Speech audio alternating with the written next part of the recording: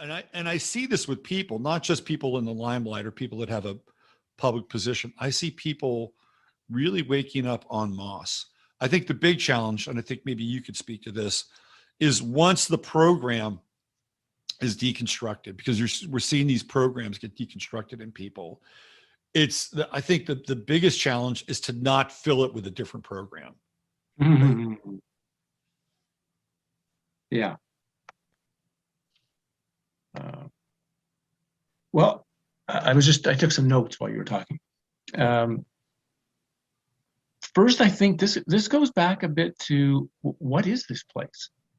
And if this place is meant to be some sort of prison-like environment, or let's just call it similar to like the movie Free Guy, where the city is just there for these other people's entertainment, right? The non-player characters are treated like just expendable pieces of furniture, right? If that's what the realm was created for, all of the work we put in to try to fix it will have no consequence. If I'm saying if, but right, this is if.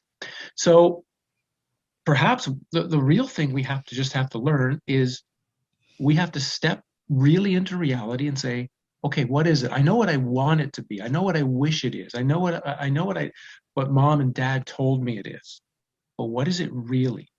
And maybe the only thing I have to learn is this is not home. This is not really my home, and this is not a place that's here to help me. It's a place that's here to trick me, to distract me, to keep me away from the one thing that I really, something within, this spark within, that it's keeping me focused on all this stuff out there, whether it's good or bad, it doesn't matter, right? You can love something tremendously and your focus is out there. Right. As opposed to what's going on inside and who and what is inside this thing having the experience. And maybe that's because if you listen to key ancient texts, that's the number one on the list is you have to turn away from the world and turn into yourself. And if you do that long enough, you will get answers that you seek. So there's the first issue we've got. The second issue we've got is this idea that something will save us. This has been with humans for however long there's been humans here, right? And here we are at another juncture of tremendous mess, and I'm not saying there isn't help either.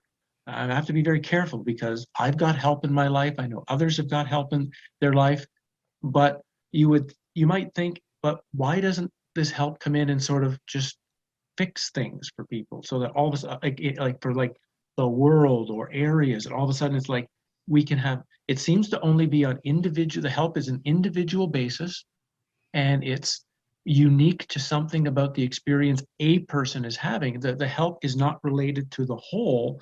So we also have to start asking, like, even when we pray, how people have been praying for world peace for 50 years. That's not happening. So it's also, or maybe their prayers have staved off even greater catastrophes. Yeah, that's a possibility too. But because we don't know, right, we're not sure. We also have this issue of, well, we don't know what to pray for specifically, but that doesn't mean don't. Right. Like I'm just saying, it doesn't mean don't do it. Don't pray for world peace. I wouldn't say that to anybody. Right. I'm just saying, but can you take your prayer? How do I turn this? Can you take your power of prayer and use it like a science experiment? How can you, in a sense, it's like a manifestation test, right? Sure. I'm going to try to manifest 10 different things. What manifests and what doesn't? Mm-hmm. Why did certain things manifest? Why did certain things not manifest? Is it just luck? Is it just chance? Or if it's not, what was different about how I was, the place I was, the way I manifested, the inner state I was in for what did occur or what didn't? And I think if there is a formula there, and I've heard different formulas. If you actually truly unravel the real formula, I think we gain a real deep aspect of our power, but we get fooled so much by what we're suggested to do in a book that I don't think is anywhere close to the way it really works. Yeah. So let's go back to the Michel Tafoya piece. Right. So let's say Michelle Tafoya is not successful in like her quest to support a governor in Minnesota, which she's trying to do, who happens to be Black and happens to be pro-family and wants to shut down the whole CRT thing. Let's just say, for instance, she's not successful at that. Mm-hmm. But that doesn't negate what might happen to her along her journey and her path and what she learns and how she comes up against barriers and deals with things like persistence, commitment, character, courage, right? Mm-hmm. So I think that goes back to what you're saying about the individual piece versus maybe the collective piece, which I think is important for people to understand, because you can commit to something big, and whether or not that something big actually happens is to some degree irrelevant. What's relevant is what happens to you along the way. Yeah, or we can say it this way, right? I mean, if 1 million people all made 1 million personal changes to themselves, all made 1 million personal transformations, then you would see an external change, right? The external change, but it won't necessarily happen from one. One is just one of many. So you need these others who are also doing the same thing, making these inner changes, these gaining these inner strengths. And all of a sudden, maybe once a critical mass is reached of inner change, then you can have, then it's like the external change will mirror it.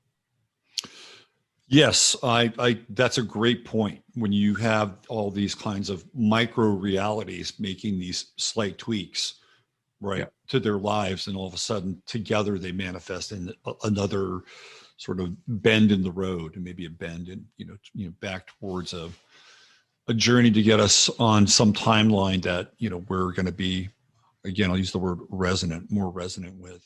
This is Robert Phoenix, and you can have your Phoenix Fix 6 days of the week with myself and all the sharp, witty, and wonderful people of Chatlandia. Monday through Thursday, it's 15 minutes of flame from 8:45 to around 10:30. This is where I do a morning mash of current events, cycles, and trends to give you my undilated perspective. Then there's the Friday Farcast from 12 p.m. to 2 p.m. CST. This is where I get into some of the past and present day high strangeness with my provocative guests. Nighttime is the right time for Sunday Night Astro Live from 7:45 p.m. Central Standard Time to around 10 o'clock. From JFK to John D. and John McAfee, this is the night when I'm diving deep astrologically, sometimes solo, sometimes with some of my inspirational cosmic friends. There's even more at robertphoenix.com.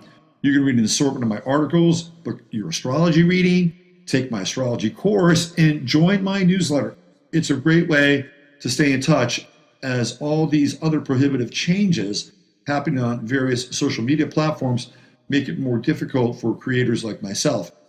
If you've liked what you've seen and heard, consider supporting my broadcasting by donating. Details are below in the description, or become a member at robertphoenix.com, where you'll gain access to discounts, webinars, and members-only events and content. Thank you so much for subscribing, liking, and commenting. This really helps out. Use your head in order to discern what's real, your heart to stay open to what's possible.